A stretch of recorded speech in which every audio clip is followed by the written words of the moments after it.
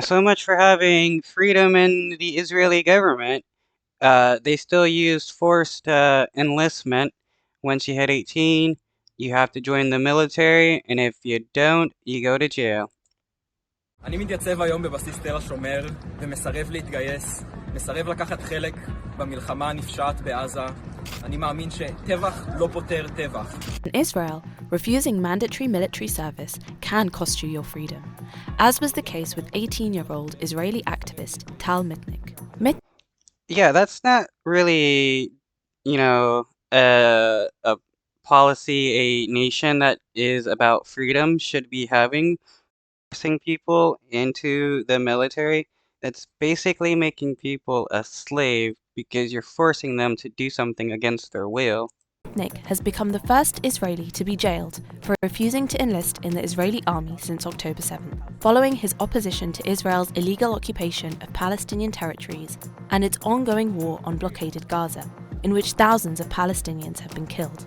An anti-apartheid campaigner, Mitnick has been a vocal critic of Israel's oppressive policies and has held protests in Tel Aviv along with other anti-war activists. We are here to call for a ceasefire, a return of the hostages, and a long-ending solution to this conflict. Yeah, it's just crazy how they're willing to jail people for not joining the army. It's like, it just doesn't make sense, especially if you're supposed to be about freedom. You're just showing that you don't care about the freedom of your own citizens. Serving a 30-day sentence in a military prison, Mitnick will be ordered to report to the recruitment center once again. Another refusal will likely lead to another jail sentence. Mitnick. Wow, court ordered to go to a recruitment center. So there's no, yeah, I want to do this, or no, I don't want to do this, or go to jail. And they'll probably end up putting him in jail for life if he continues to refuse. Mitnick is a part of Mesarvot, an Israeli refuser support network connecting different initiatives and groups that have taken up an ideological stance against Israel's occupation and treatment of Palestinians. For his friends, his decision to go public is a testament to his courage. My friend Tal, he knew he was going to object way before the war. I know him for, I think, ever since I was first imprisoned. I told him he was very brave to not only object, but to object now and to show his face. Mitnick isn't the only Israeli objecting to their country's oppression of Palestinians. In September 2023, over 230 Israeli high schoolers signed an open letter and announced they would be resisting military draft as conscientious objectors. A sign. Yeah, they're forcing people straight out of high school to go into a war. That is pretty messed up. That the number of refuseniks is growing in Israeli society. In Israel, military conscription is seen as a unifying factor, a part of Israeli national identity and a rite of passage. Sounds more like fascism. From the second you are born to become a soldier. It's not only the law in Israel, it's the society. And declining to serve in the military may lead to refuseniks being labeled traitors. Well, that is definitely like fascism. Not wanting to be a part of the military means you're not wanting to be a part of Israel, so you're a traitor.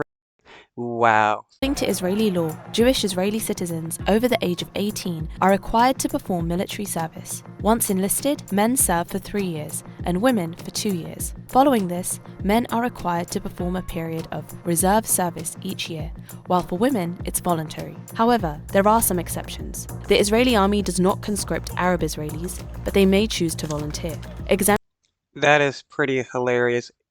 Arab Israelis aren't forced to go into the military, probably because they think they're going to end up being traitors or something in the end. Exemptions are also granted on medical, legal, and religious grounds. The ultra-Orthodox Haredi Jews are also excused from national service so they can pursue their religious studies.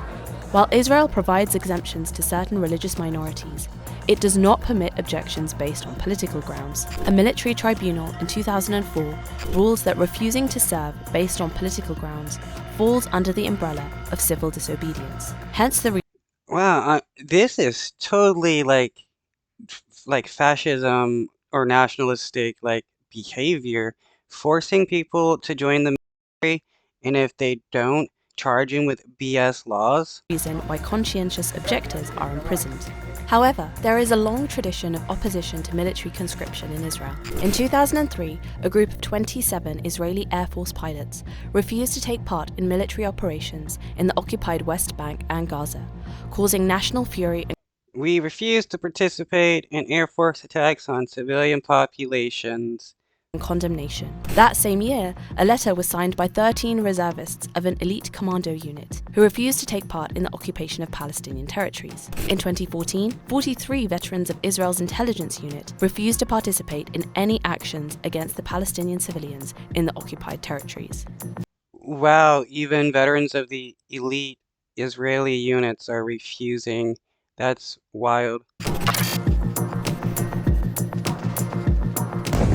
Tel Aviv's war on Gaza, which is now in its third month, has deeply divided Israeli society. On the one hand, public support for Israel's military offensive has surged, with 96% of Jewish Israelis rallying behind the government's stated objective of dismantling the Hamas government. On the other hand, Palestinian citizens of Israel, and even numerous left-wing Israelis, have been targeted for showing opposition to Tel Aviv's ongoing offensive, which has already killed at least 22,185 Palestinians and wounded 57,035 others. Wow, it's crazy. In Israel, if you don't support the genocide, you're basically a traitor to the Israeli government. How is that like freedom? Can the Israeli government claim to be about freedom when they're trying to force people into believing that they're justified in committing a genocide because it's just basically like Jewish identity, and you have to be in the Israeli army, otherwise you're a traitor. Won't turn a blind eye to the genocide in Gaza, to the occupation, just because that's what we're supposed to do. In the first day was a defensive war, but after that it became totally an offensive war against the civilians in Gaza. I refuse